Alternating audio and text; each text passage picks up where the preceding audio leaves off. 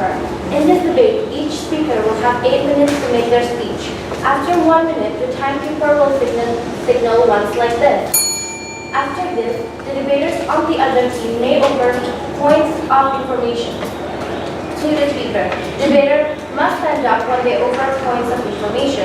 The speaker who has the floor may choose to accept or decline a point when it is offered. At 7 minutes, the timekeeper will again signal once. After this, no more points of information may be offered for the rest of the speech. At 8 minutes, the timekeeper will make a double signal like this. After this, the speaker must conclude within a few seconds. There will be a short break at the end of each speech for the judges to complete their notes. After the 6 main speeches, each team will have the opportunity to make a 4-minute reply speech. This can be made by either the first or second speaker of each team. No points of information are allowed during the reply speeches. The opposition will make their reply speech first. After 3 minutes, the timekeeper will signal once to let the speaker know they have 1 minute left. After 4 minutes, the timekeeper will signal twice. Before the debate begins, I would like to remind you to switch off all mobile phones and anything else which might disturb the debaters. Should you need to leave or re-enter the room for any reason during the debate, please wait until the end of a speech to do so. Audience members should be aware that they may not participate in the main debate. There will be an opportunity to make comments after the judges have left the room at the end of the debate. I would like to introduce the judges for this debate. They are Aleo Fergili from Argentina, judge for today's debate, and Kidmina Hewaga from Sri Lanka, and Robi Magra from New Zealand. In proposition for this debate, we have the team from the United States of America. Acting as the first speaker is Ella Michaels. Acting as the second speaker is Aditya Arya Dar. Acting as the third speaker is Colette Faulkner. And the reply speech will be delivered by Ella Michaels. And in the opposition team, we have a team from Denmark. Acting as the first speaker, Emil Sondage Hansen. Acting as the second speaker, Clara G. Jewell. Acting as the third speaker, Mary Ball. The reply speech will be delivered by Clara. The motion for this debate is this House would deny tax-exempt status to religious institutions that refuse to appoint female leaders. Without further ado, it gives me a great pleasure to invite the first speaker for the proposition team to open the debate.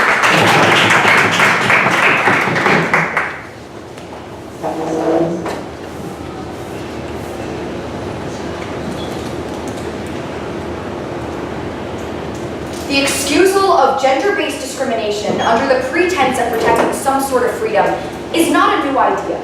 It has a storied history of justifying some of the more insidious elements of our past. After all, it was freedom of self-determination that ostensibly justified segregation in apartheid South Africa. It was freedom of religion that justified the denial of rights to gay individuals across the world. And because the state should never subsidize oppression that masquerades as freedom, we are so proud to propose. Before I introduce our first two substantive arguments on the state's principled obligation not to subsidize discrimination, and second on how this policy will decrease gender discrimination, I'd just like to clarify a couple of things in this round. What does our world look like? We think that religious institutions are those founded on the facilitation of the worship of a certain faith. They're generally already registered with the state. They have to be in order to create bank accounts, hire employees, and notably get tax exemptions, so they'll be easy to identify. These tax exemptions, in fact, can take many forms. Institutions can receive nonprofit or religious designation and receive exemptions from sales, income, or property taxes, and a number of other things. Just to give you a sense of the scale of these exemptions, in our home country, religious institutions receive $71 billion in tax exemptions every year, which, if collected, would amount to 3% of the total revenue that the IRS collects. On our side, we would remove all of these exemptions for institutions that refuse to appoint female leaders. That can look like either explicit refusal to appoint women to positions that involve leadership or doctrinal interpretation, or de facto exclusion from these roles. We have two independent ways to win this debate. The first is if we prove that the state ought not be complicit in subsidizing discrimination, just as a matter of democratic principle, independent of any outcomes. But the second independent way we can win this debate is if we do demonstrate that it in fact does promote gender equality.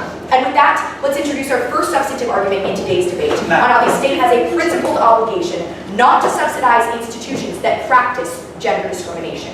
Before we introduce the first two layers under this argument, what exactly is our principle of taxation? We think it is the default in liberal secular societies. It is a moral requirement of reciprocity for benefits received from the public good. Religious institutions, insofar as they are participating members of society that often rely on public infrastructure, satisfy this criteria. And when they do in fact receive exemptions, that is a privilege that departs from the default. It is not the baseline norm. Our first layer under this argument is on how the state has a general obligation to promote equality. And we hope this is an uncontroversial premise in today's debate.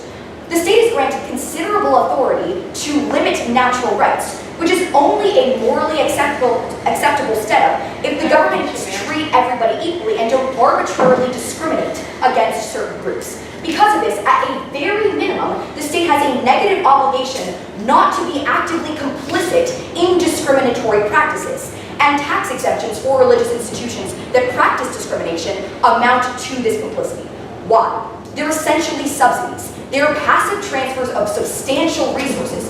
Take the example of France, where the Catholic Church gets 80 million euros every single year just from exemptions on donations to that institution. And these exemptions are promoting discriminatory institutions. Christianity, Buddhism, Judaism, and Islam all discriminate against women and refuse to appoint female leaders in some sects. This is unjustified discrimination because there's absolutely nothing about women that makes them inherently less able or worthy to lead their own faiths. This is evidenced further by the fact that some religious institutions in fact do appoint female leaders. Take the example of Turkey, where the state actively trains female leaders to serve as imams in state-run mosques.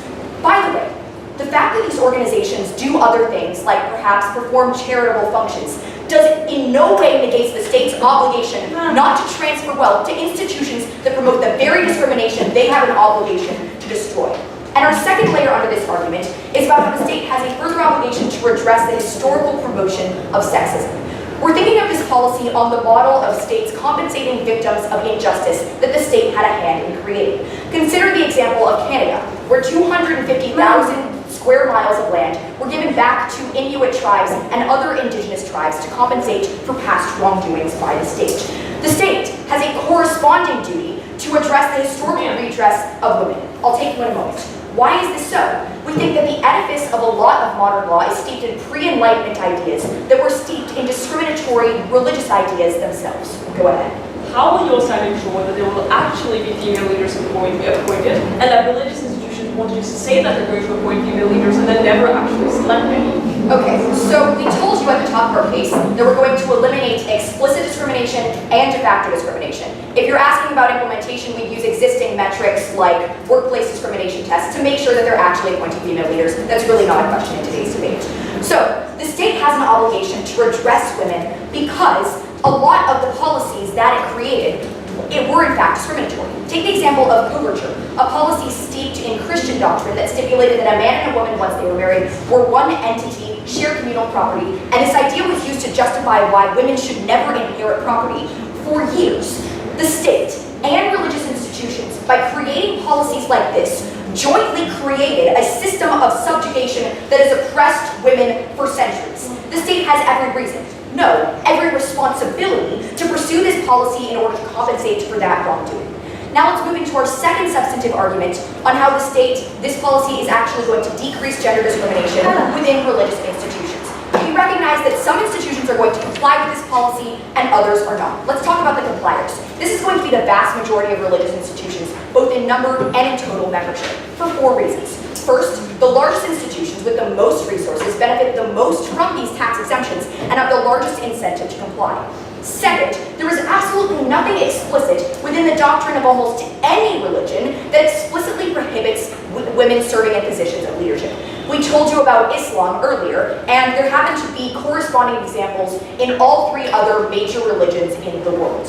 But third, there is a general increased trend towards liberalization amongst all religions across the world. This is just a natural extension and expedition of that positive trend. But finally, the larger a religious institution, the larger its incentive to compete for positive attention and resources in order to compete with other sects of that religion. This is good for a couple of reasons. First, it eliminates the majority of unjust discrimination. But second, it leads to better institutional policy in religions for women when half of the population has a say in the doctrine that informs the lives of millions of people around the world. We think this is incredibly important.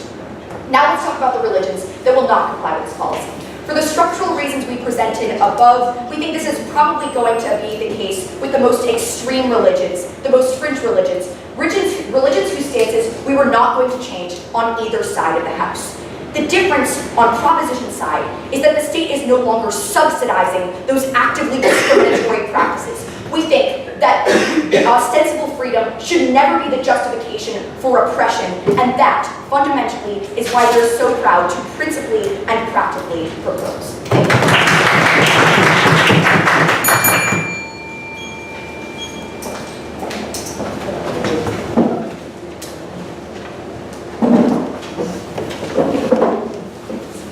The first proposition speaker spent 7 minutes and 58 seconds.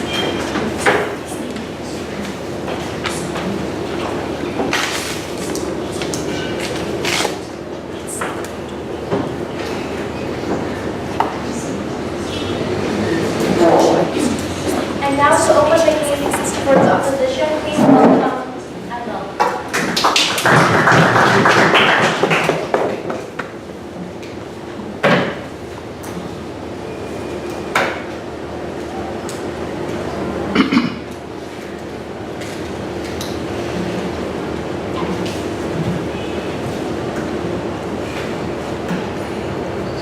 Mr. Speaker, I want you to consider that underneath this motion, Scientology, a for-profit religious institution which does nothing charitable to their communities, while actually appointing female leaders, would still have tax system status on their side of the house, while the Catholic Church, which provides 34% of non-state social services in the United States, would lose that tax system status on their side of the house. Proud to oppose. Our stance today is simple. We believe that the government can remove tax exempt status from religious institutions when its people are tangibly harmed. We show that not appointing female leaders does not cause any active harm to women or society, while forcing institutions to appoint female leaders serves no benefits which they fail to prove in their first proposition speech to any of the actors involved in the state, and harms the foundation of religious freedom, harms the religious institutions, and even harm women themselves. We're doing a 3-point case. First of all, religious freedom. Secondly, why this policy is ineffective.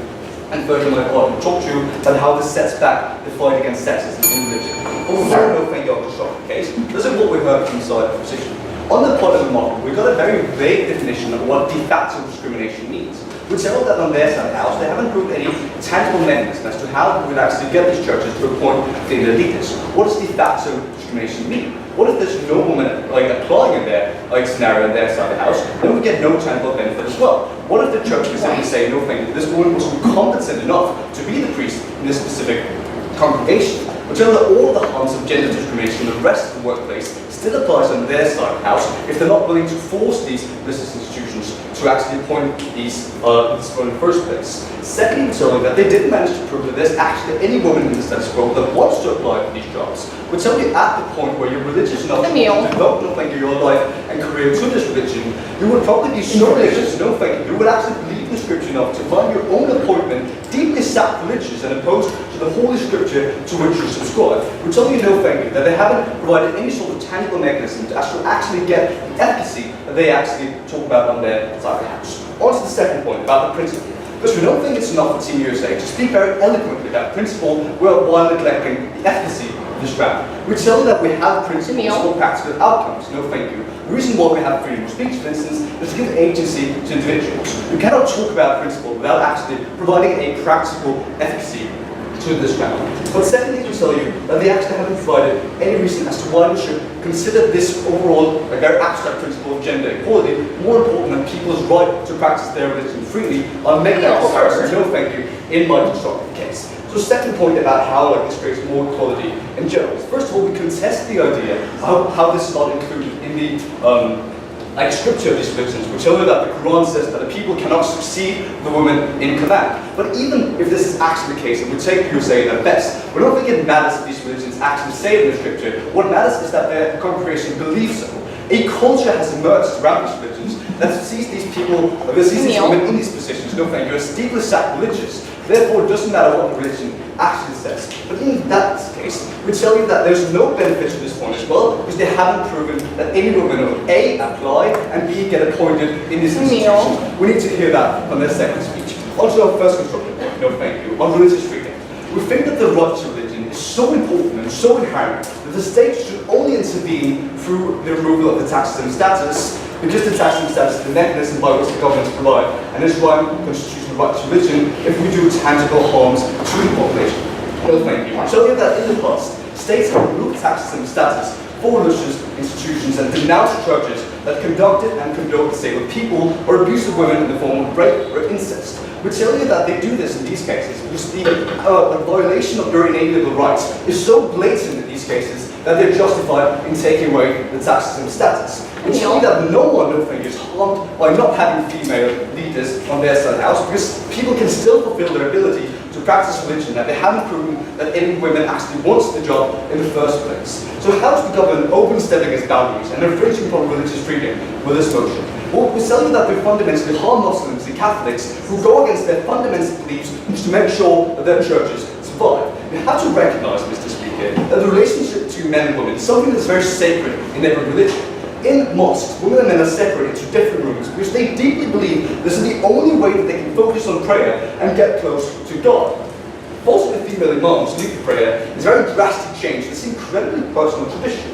Just remember that these are the most sacred words, the most important services and practices of these people that they will violate on their side of the house. When Catholics firmly believe that the priest wants to act an extension of Christ, they feel they cannot recreate that image of Christ if a woman is delivering the sermon. It's so that Christ, no thank you, only chose male apostles, and therefore they feel they need a male priest to actually convey the message of God to get the religious connection.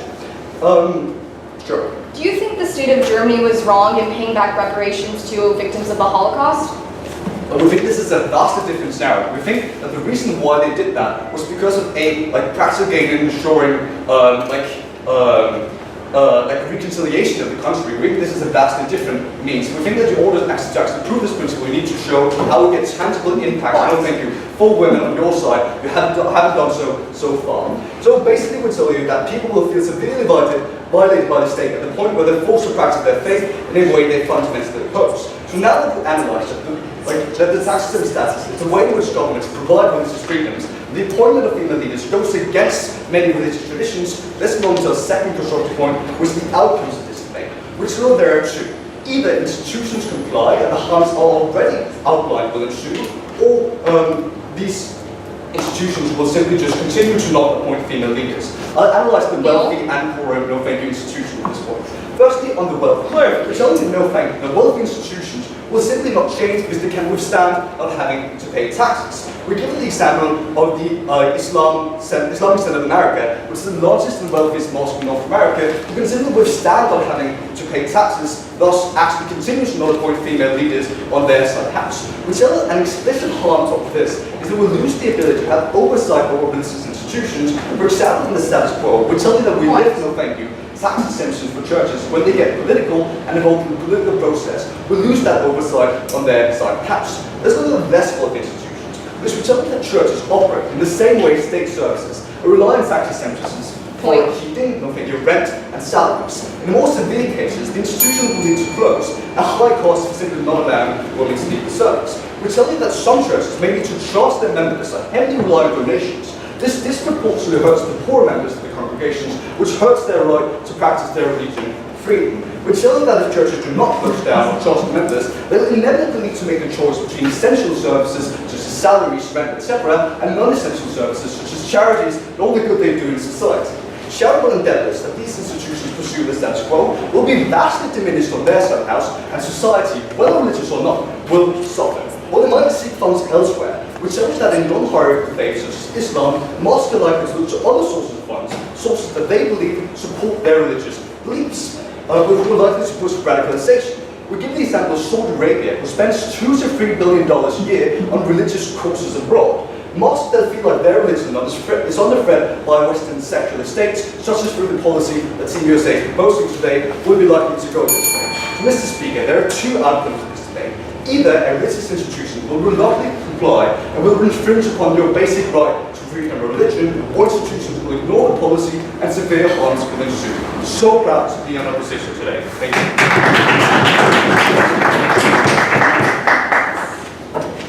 The first opposition speaker spent 8 minutes and 15 seconds.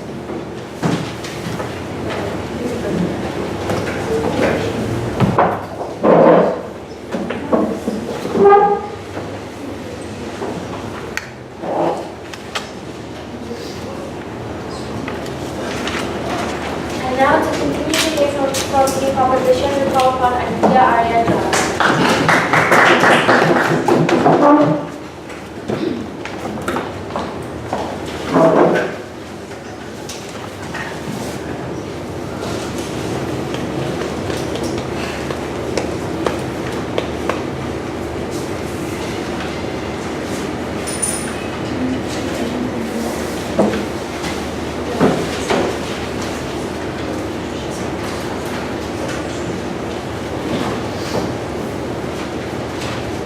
In opening government, at the top, we told you that the language of freedom and the idea that those in power always say that the powerless don't need or want greater protections has been used to historically discriminate vulnerable populations. What does Denmark come to with an opening opposition? The idea of religious freedom and the idea that those in power don't need the powerless to have greater protections. The idea that women don't actually want to be leaders. But let's say they're here to protect freedom. You have to ask yourself, freedom for whom? Is it the freedom for those who've been persecuted for centuries, or is it the freedom for the oppressors themselves? The distinction between proposition and opposition is as clear as that, and that's why you'll always propose two things in this debate. First, I'm going to give 2 points of rebuttal, 2 questions. First, is our policy principally permissible, and then does it practically reduce discrimination?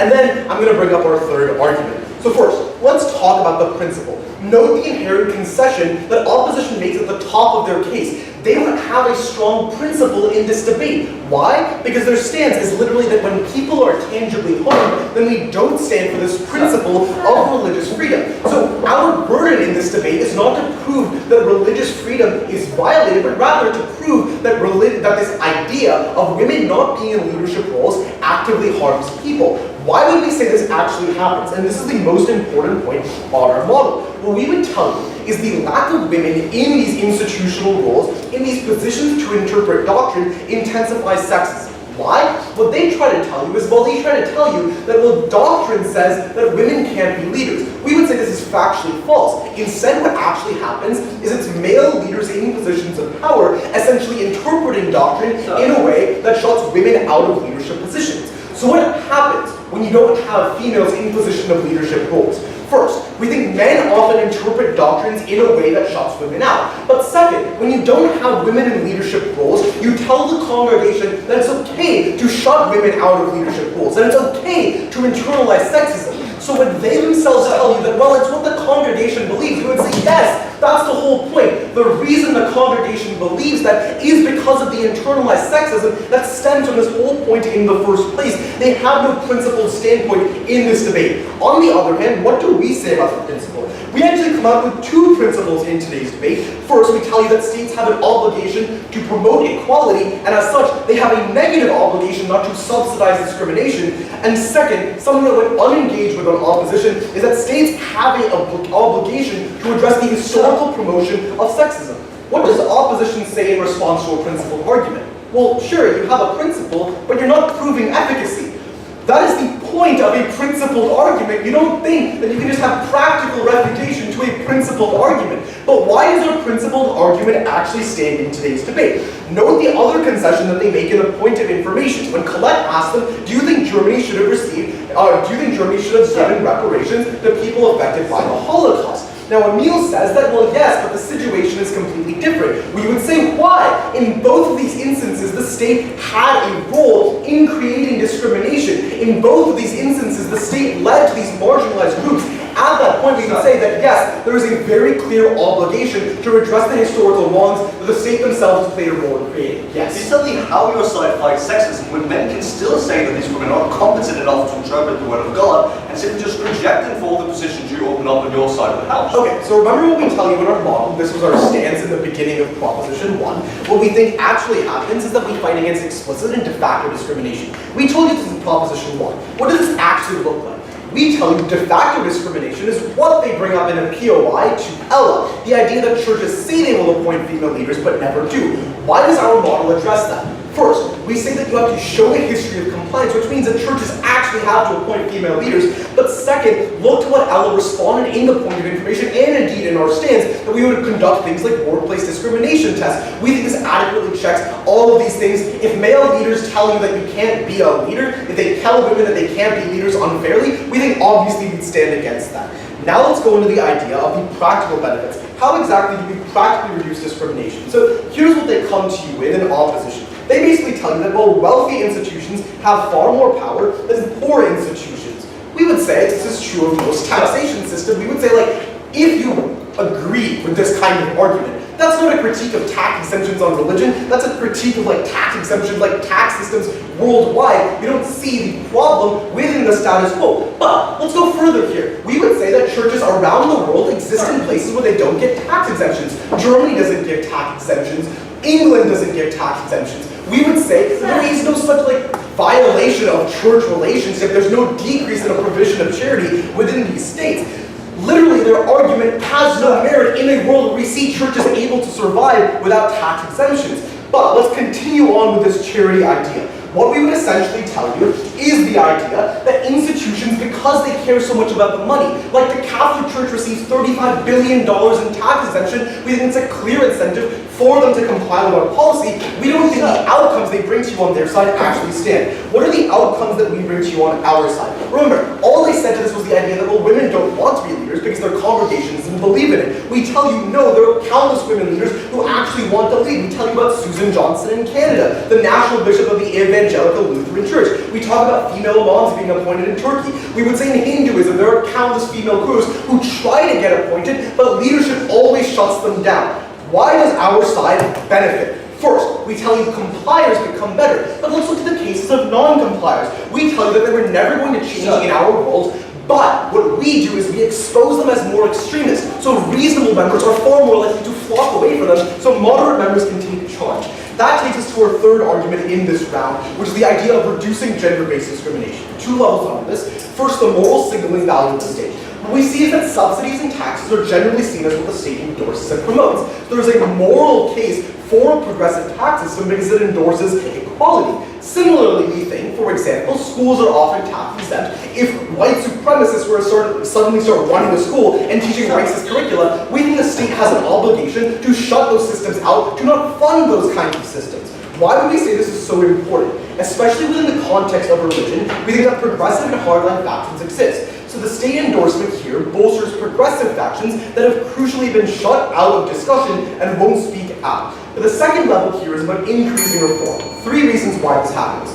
First, what we see is that religious leaders are powerful in broader society. Like Pope John Paul II was able to bring about the fall of communism, or at least help with the fall of communism in Poland. So we think what you do is when you appoint women as religious leaders, you give them a platform for change, not only within their community, but in broader society as well. Second, we think what happens is that religious leaders are often significant figures. When more people consistently and exclusively see males in positions of leadership, they internalize inherent sexism and those ideas about the role of women in broader society. And as such, they are far more likely to shut them out in other areas as well. Third, we think that religion often dictates morality in many societies. So when you have male-only leaders dictating that morality, we think you affect people's ability to discern kind of different aspects of morality.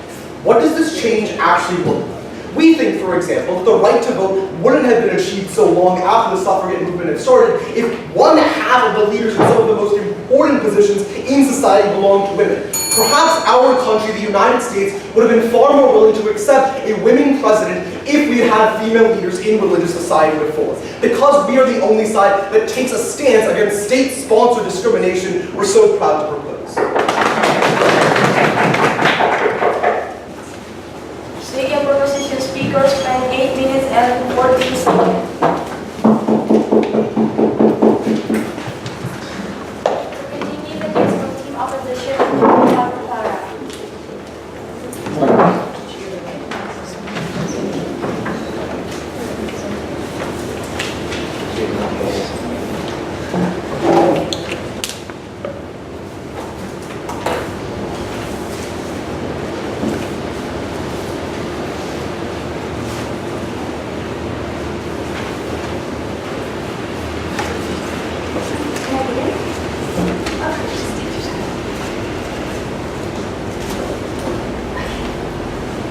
Mr. Speaker, there are two strategic mistakes that characterise team opposition in today's debate.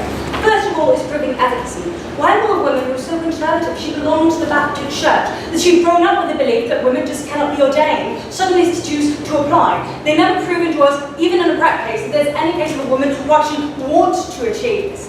The second problem is that they set out the burden for themselves to prove that this will actually improve gender equality without giving us systematic or structural reasons as to why this will actually come to be. I will disprove both in this speech before I get into my last and final argument.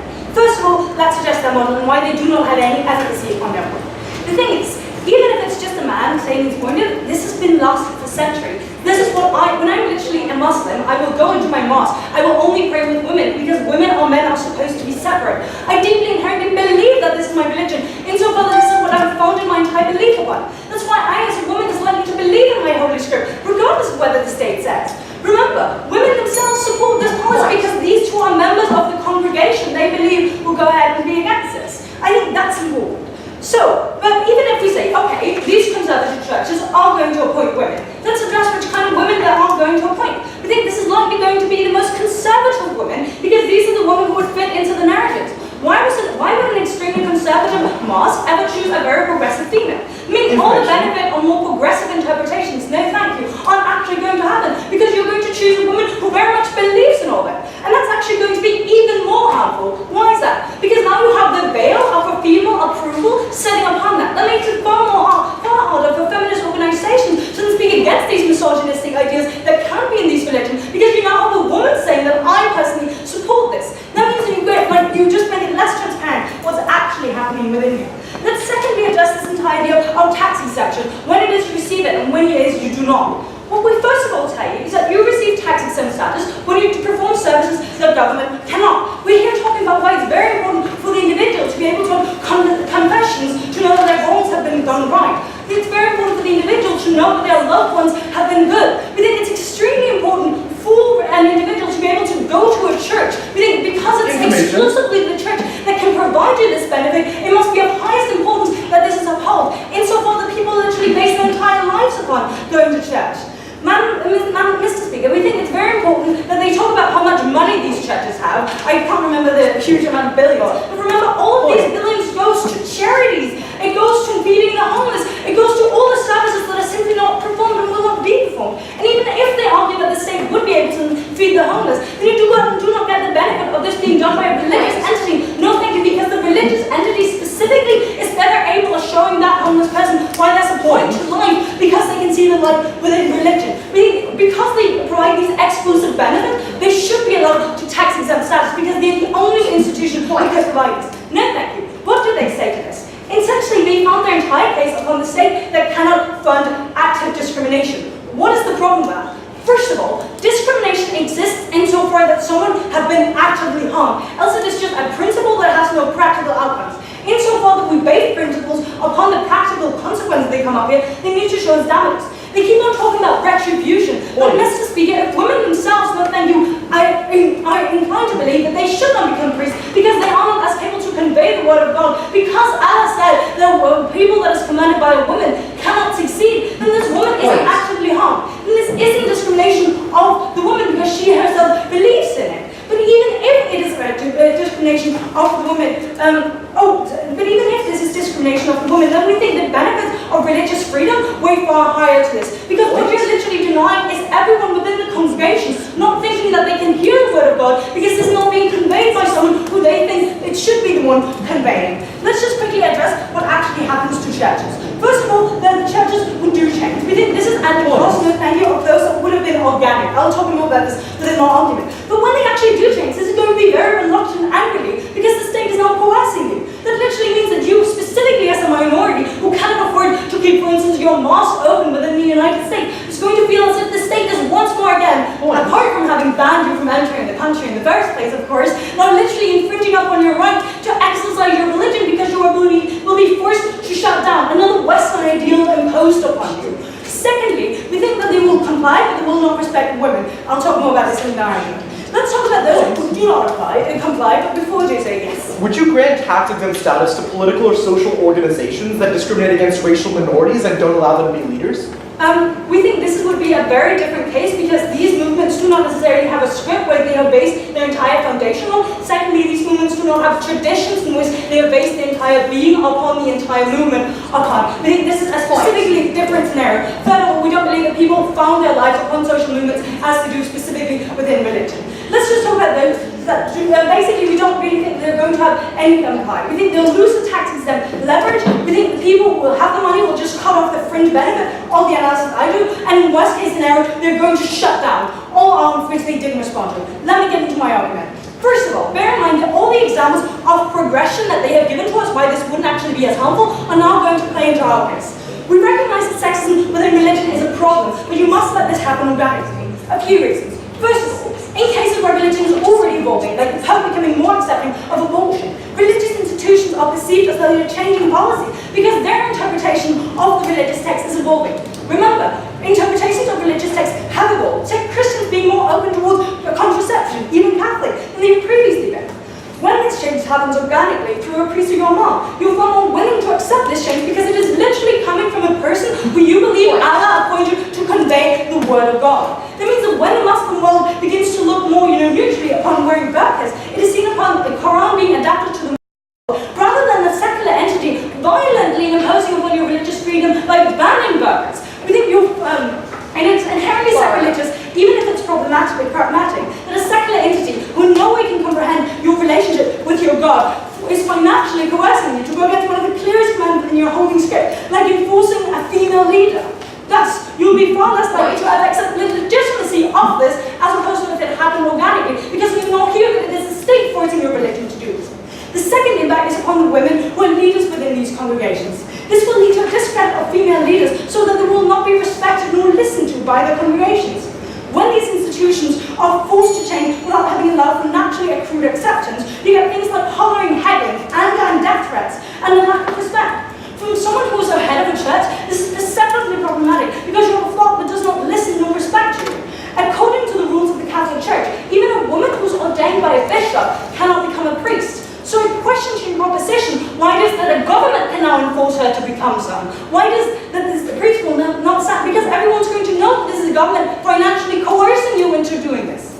Lastly, the women who are faced with the backlash and anger, it really just hinders their ability to do their job. In this particular context, it fails to allow women to succeed, and it will be used as a case study for the failure of state intervention on behalf of women's rights. This is double-dapping for the women's rights movement because it furthers the perception that women are not effective in leadership positions. They can't command a room, and even when the government forces them into positions, they are not capable through incentive, then they are not capable of actually doing something.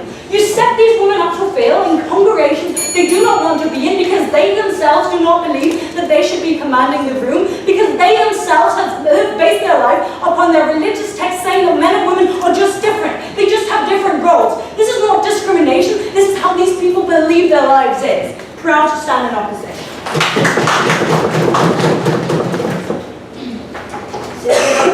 Speakers playing 8 minutes and say something.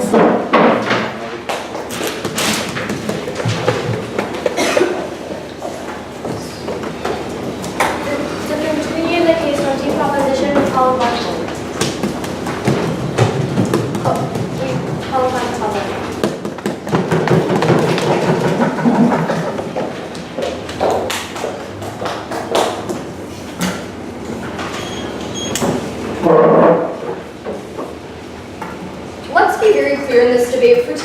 part, the motion wasn't supposed to be about whether or not women want to be leaders, of interesting claim I'll get to in a moment. Instead, it's about the reaction of governments on should they be actually supporting discrimination when it comes to the institutions that they financially prop up. We think the answer is pretty clear: no, they shouldn't. That's what the motion is about. Quite frankly, Team B, Denmark, hasn't engaged with that question today. So, three things in the speech today. First, we've been going on the frame, and that's once again drop head then asking three key questions today. First, did the government justify them in the first place? Yes. Which side actually betters against women? We'd say it's us. And thirdly, which side is going to better help create better religious institutions? Once again, we think it's our side. So first going on the framing, what we made very clear from the beginning of this speech is that there's just two things we need to prove independently of each other today. One, our governments, should they be actually justifying discrimination? We say no, that's something that Team Denmark hasn't engaged with. But second, which side is actually going to increase gender equality? They haven't given any picture or any analysis of how their side does that. No, thank you. So, going to the first question today of are governments justified in implementing this policy?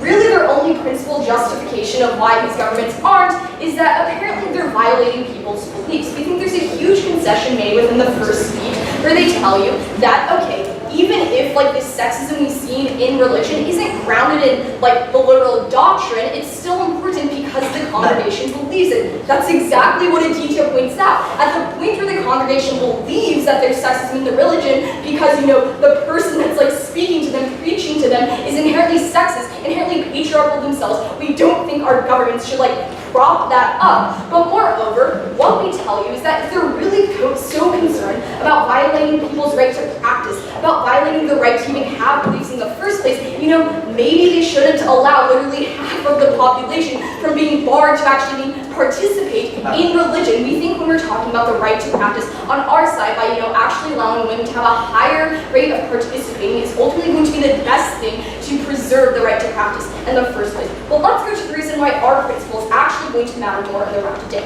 Maybe by the fact that, yes, we somehow violate people's right to practice, which we don't think we do. We think it's more important that the government has a principal obligation to address their past wrongs. They literally agree with you on the example of Germany, that Germany should have paid reparations, rightfully so, to the Jewish population because they had systematically harmed them in the past. We think this is still true when it comes to the link between sexism and religion at the point where laws are literally grounded in religious beliefs. That's why you see in China, when it came to Confucianism, which preaches that women are subordinate to men, we saw that this still bleeds into the fact that combined with the One-Child Policy Act, millions of Chinese girls have either been abandoned on the streets or literally killed because religious doctrine has grown a society that still thinks women are inferior to men. We think at that point where the government makes laws based off of that, they have the principal obligation to fix that type of wrong in the past. But moreover, what we also tell you is, once again, governments shouldn't be complicit in discrimination. They literally haven't given you a reason why governments should support that, should financially prop up institutions that choose to be discriminatory in their practice. But why exactly does this matter? We think when our governments choose to ignore these two principal obligations they have, they not only become complicit in the discrimination themselves, they become complacent in it. They let it continue, and they're the ones that fund it to do so in the first place. We think at the point where literally Angela Merkel can be the leader of the free world, but yet in their world, Angela Merkel can't even lead a church. We think it's a little ridiculous that they think governments shouldn't be trying to help break that last glass ceiling. So, what do we tell you here? On their side, they don't actually prove to you that there's a harm to religious practice. Instead, what they tell you, they prove that only women are being barred from this right to practice on the first place. On our side, we tell you governments should have no place in supporting discrimination. What they should be doing is intervening to stop it. So going to the second question today, which side betters help women? Before I continue. Would your side ban burqas? No, because we don't believe in changing a person's actual action. We think there's a difference between a ban and between taking away a privilege. Like we tell you, tax exemptions aren't a right. Quite frankly, they're the opposite of the norm, where in this instance that only the United States and only France has tax exemptions. Literally at the point where the rest of the world still makes religious institutions pay taxes, we don't understand how this is violating some type of principle to right to practice or anything like that. So going back to our second question on which side helps women, the only thing they really try to tell you is, well, men aren't going to let them. Like we told you in our model, we address that. If men aren't going to let them, then we think, one, we don't give them the tax exemption. distinction, so too, governments don't support it. Still haven't got a new analysis on that. But second, they say women simply don't want to lead. We think that's completely ridiculous. Like Adjudication gives you example of Susan Johnson being a Lutheran bishop in Canada. We see the example of Romina Dunn in New York City that leads is a female leader of a mosque and teaches to mix segregation. We think clearly women do want to be the leaders of institutions. We don't think we should bar the women that do want to. But second, maybe women don't want to be leaders. Okay, let's take them at their highest ground on that. What they're telling you is that instead, they think that the oppressed should literally be drowned out by the white voice of their oppressors and continue to be subjugated to the last room of society. We think that's ridiculous. Instead, what we tell you is usually when women don't want to be leaders of their church, it's one, they're probably not asked, but two, it's because their beliefs are grounded in this patriarchal view that they've been taught since they were born. We think if you want to change patriarchal views, if you want to change how people see, you should probably let women understand how sexism affects them, be the leaders of churches, so you have more women in the long run actually wanting to be leaders in the first place. But lastly, on this question here, how exactly are we going to change things when women become leaders? What they tell you is, well, you're not actually going to change anything because only the conservative women can be leaders. We think, no, that's not actually true. Look to the example literally in Denmark where they have a female-led mosque that has inter-religious weddings, something that is a completely new change within the Islamic faith. We think change actually does happen when you allow women to be leaders. But second of all, even if you do buy them at the highest ground, that maybe it's only people that still have the same patriarchal views that get to rise up to be leaders. We think that might happen in the short term, but it's still important to allow women to have the chance. It's still important to hear their view. So, why does this matter? Because what we tell you is one, yes, women actually do want to be leaders, and we don't think we should bar them from doing so. And we think when you actually do put them in positions of power, that's when change actually happens. That's when you actually combat sexism. But going to the last thing today, how are we actually going to change religious institutions?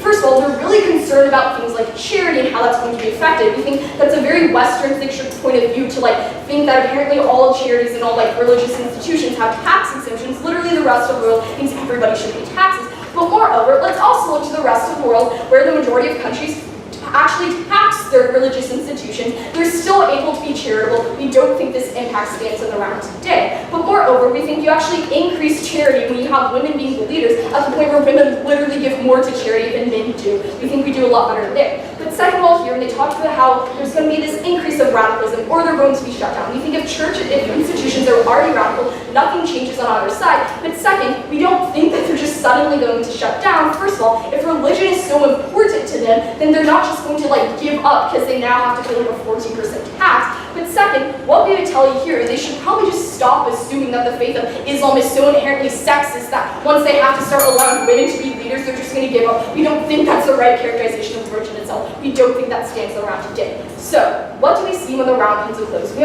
see on their side, they say that we're just going to let misogynists tell women that they don't want to be leaders. We're not going to do anything for them. On our side, we say it's time we actually listen to women. Thank you. Speakers failed 8 minutes and 19 seconds.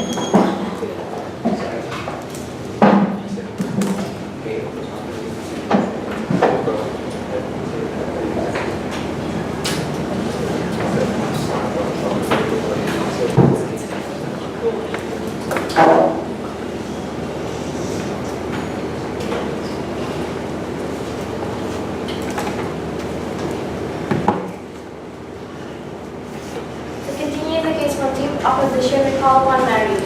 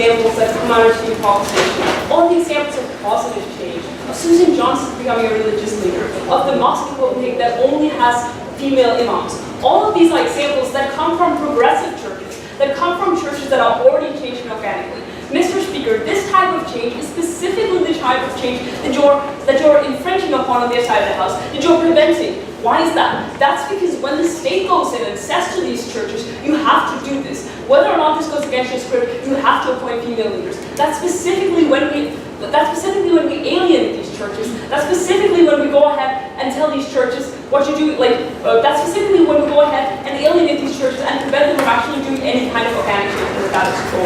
Whatever change we see on their side of the house comes at the cost of having the organic change that we have. All of the changes that they describe in all of their examples. Still so proud to be in opposition.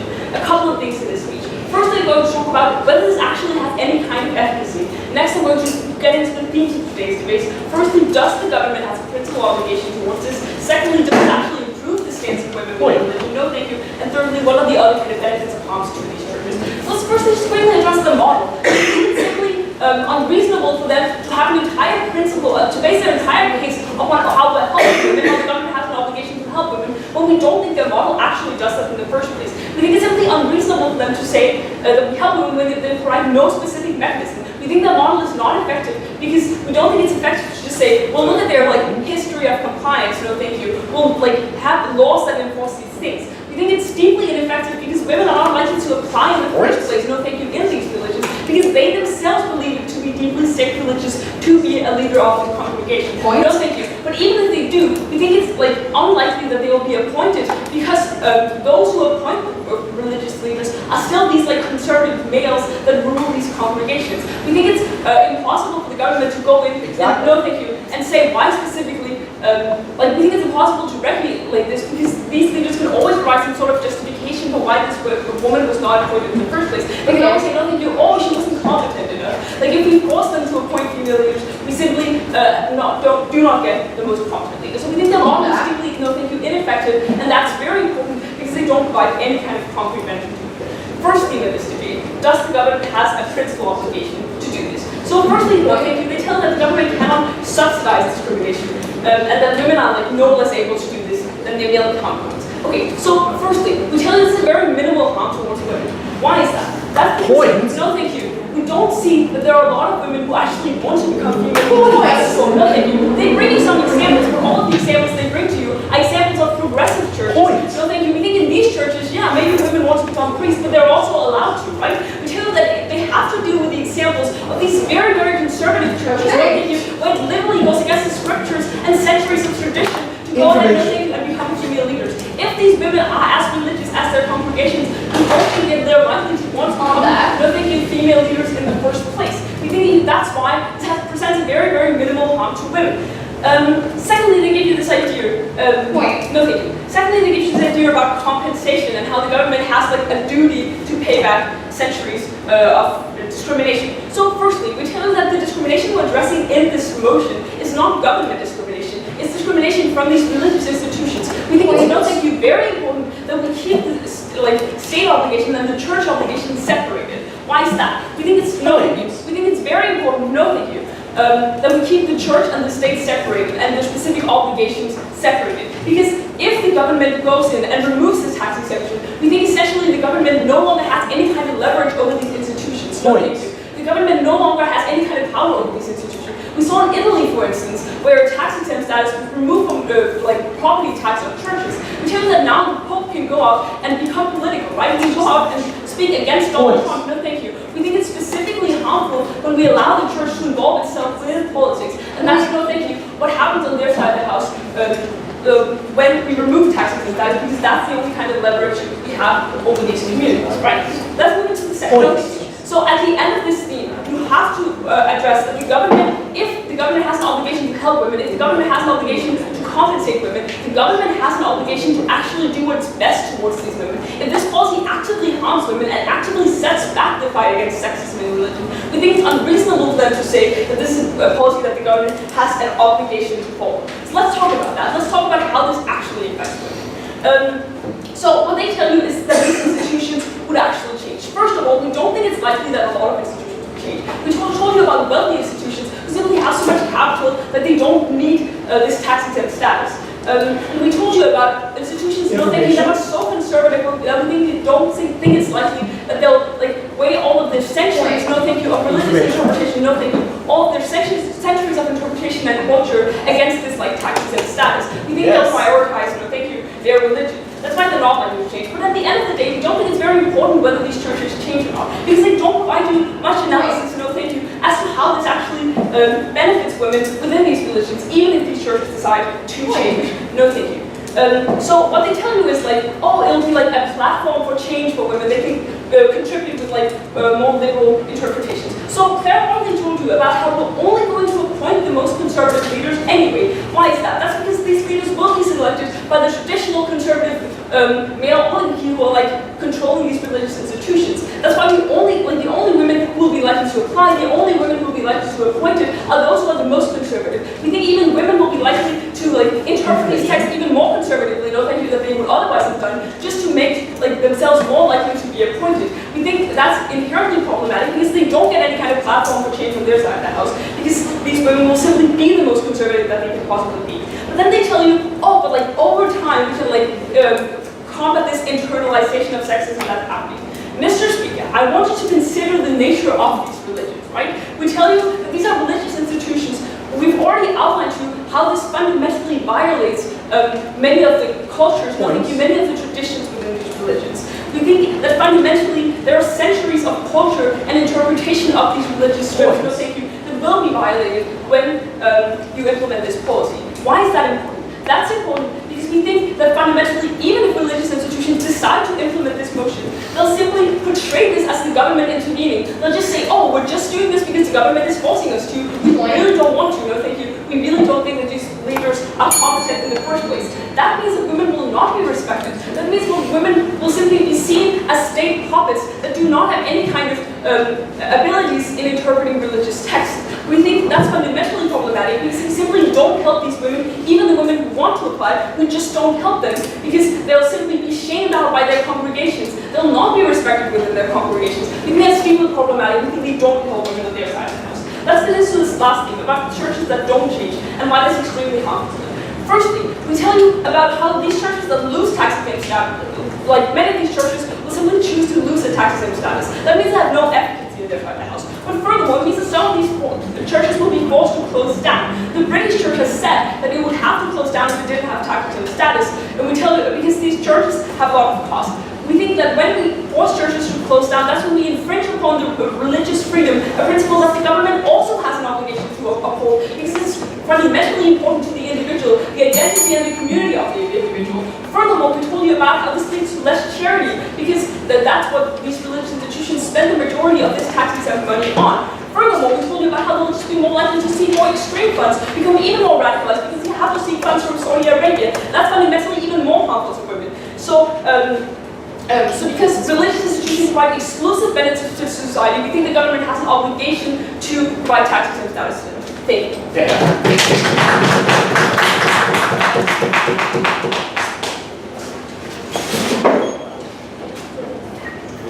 Speakers spend 8 minutes and 27 seconds.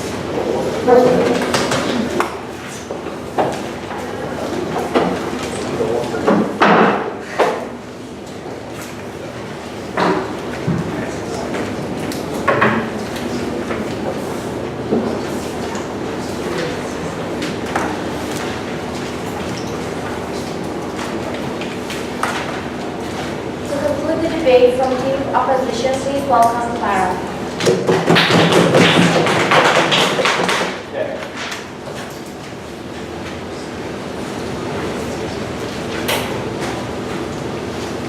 Three questions to outline this reply speech. First of all, will this benefit women? The problem in this debate is that they base their entire case upon benefiting women by having gender equality. That meant they had to answer, do these women actually want to? The only example which they gave to us was women who are already in progressive congregations. That means women who already base their beliefs upon these progressive values. They never engage with these women who actually go to the more conservative congregations. They just say these women are so indoctrinated they cannot make a choice. Mr. speak. I grew up in Denmark. I'm indoctrinated to believe that socialism is rather good. That doesn't mean I do not necessarily, I should suddenly be forced to vote Republican for Donald Trump just because I might be indoctrinated. How are they to tell what is best for these women? I think these women themselves, having founded their entire belief and life upon the sacred script, will know themselves that this is what they do believe. Why should we then care about will this benefit women? Well, that means that even if you buy the principle that this is discrimination, this policy actually only exacerbates the issue on which that principle is based, because you actively set back fight against sexism. That means the principle doesn't stand because it has worse practical outcomes. Why is that? First of all, we told you that these are going to be conservative women, even if they get appointed in the first place. We'll just promote conservative ideals, not getting any of the progressive benefit they're changing. But secondly, we told you that you appoint these women at the cost of the organic change. They themselves believe organic change is true. That's why they give us so many examples of churches that can happen. At the point of where the state is actively interfering, you remove any legitimacy this woman has in being a priest. That means you remove the legitimacy of her religious leadership, because it is not the church that is appointing her, it is the state saying you have to. It is the state financially coercing her. There is no legitimacy to this woman. You actually remove the possibility of the organic change, which would much better improve the fight for women. Second question, will religious freedom be harmed? We actually think this is a rather vital question in this debate. Remember that most of these churches are probably going to be likely to shut down, insofar that they are so conservative, just not have enough money in order to sustain it. It's specifically going to be poor religions. That means you're actively depriving people of the ability to exercise their religion, what their entire lives are funded upon, a principle they never engage with. Insofar that they are from America, they should know that we should try our best to protect the Constitution. I think religious freedom is a pretty vital one at that, and they will be actively shut down, and people will deny access to it if they cannot go to the churches, who will be shut down. But secondly, you violate religious freedom because you're disallowing the entire congregation to hear the word of God as they believe it should be conveyed. I gave you the example in my speech about how women cannot be considered a priest even if she's ordained by a bishop. That means that all the practices that a woman will do in this church, such as weddings, such as funerals, will not be considered legitimate for the congregation, meaning the congregation never themselves believe they actually achieve, the religious, I approve of this, I don't know what that's called in English, sorry. The religious, I approve of this. It means you're actively removing the ability for the congregation to exercise their religious freedom because they do not believe in the legitimacy of this woman as she is state enforced. I think that we gave you clear analysis as to why we always would have state exempts. Okay, lastly, let's just deal with what happens to these churches. First of all, there are those who don't comply. It means they have no efficacy. That means we lose the leverage we have with tax-exempt status, so you cannot get politically involved, something they selectively drop. It means that these churches are going to be more likely to resort to more extreme funding, turning more conservative, so they do not have to go against their script. We gave the example of Saudi Arabian funding, something they selectively drop. We told you these churches are going to cut funding for fringe-based general benefit that these churches bring, such as feeding the homeless, such as all these charity donations going to help people getting out of drug addictions. That is a practical benefit they do not engage properly with. We told you in the worst case scenario, these cases are likely to shut down, which is likely to happen because these churches would not go against their word. The ones that do change, you do it at the cost of the organic change that would have occurred. You make this less legit, and you can make sure that they comply, but do it at the cost of women, which they will never respect. Because I stand for religious freedom, I stand proud in opposition. The reply speakers spend 4 minutes and 12 seconds. And now to conclude the case for the proposition, we call for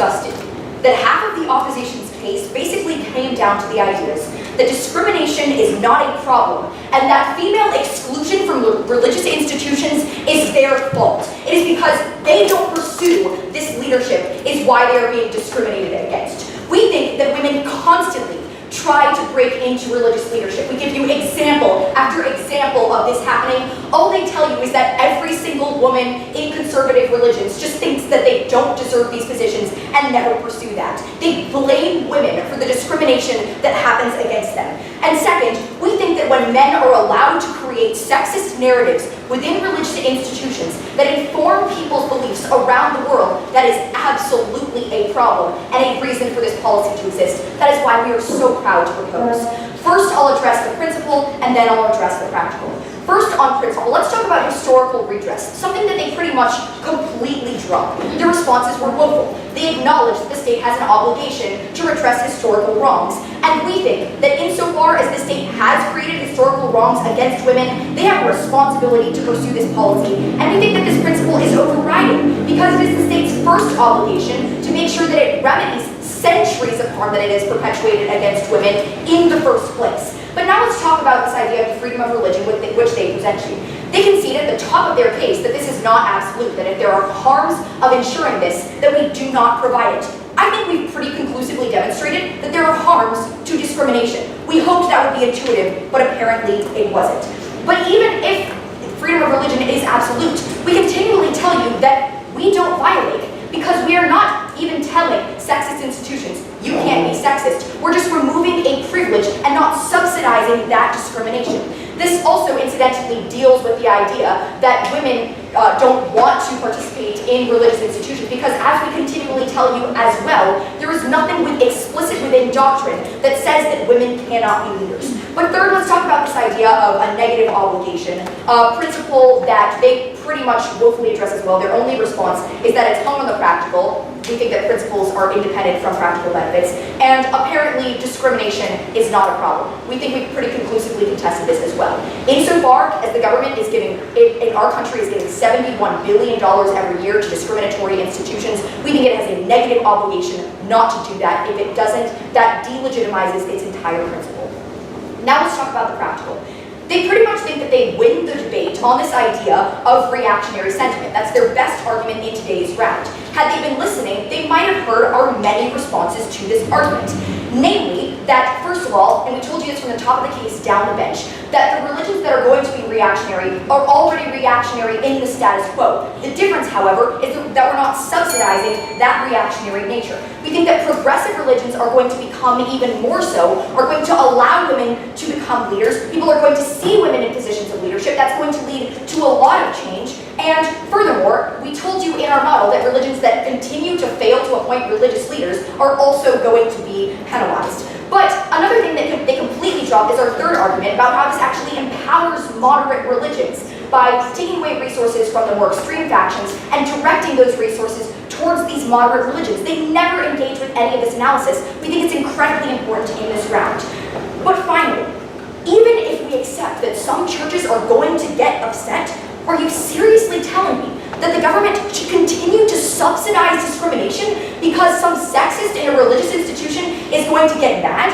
Do we not fight apartheid because some racist in the government of South Africa is going to get mad? That is never a reason not to pursue progress. People are always going to get angry in the face of progress. We think that is absolutely no reason to champion women's equality. We have a principle and a practical obligation to make sure that the government isn't complicit in oppressing women any longer. That's why we're so proud to propose. Replace speakers pen 4 minutes and 40 seconds. Thank you to all speakers throughout this debate. We ask everyone to leave the room while the judges come.